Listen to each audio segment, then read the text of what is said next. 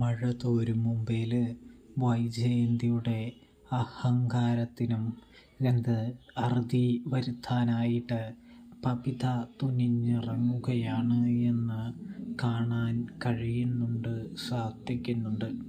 ബബിതയോട് രോഹിയുടെ മുറിയിൽ അസമയത്ത് പോകരുതെന്ന് പറയുന്നൊരു കാഴ്ച കാണാൻ സാധിക്കൂട്ടോ. ഇതേ സമയം രോഹി തൻ്റെ ഏട്ടനാണെന്നും തൻ്റെ ഏട്ടൻ്റെ മുറിയിലേക്ക് തനിക്ക് പോകണമെങ്കിൽ പോകുമെന്നും ആ കാര്യമൊന്നും അമ്മ ഇടപെടണ്ട എന്ന് പറയുമ്പോൾ, നീ പ്രായപൂർത്തിയായ ഒരു പെൺകുട്ടിയല്ലേ, അവൻ്റെ മുറിയിലേക്ക് അങ്ങനെ പോകാൻ പാടില്ല എന്ന് പറയുമ്പോൾ അത് അമ്മയല്ലല്ലോ തീരുമാനിക്കുന്നത്, ഞാനല്ലേ എന്ന് ചോദിച്ചുകൊണ്ട് വൈജയന്തി നേരെ കയർക്കുകയാണ്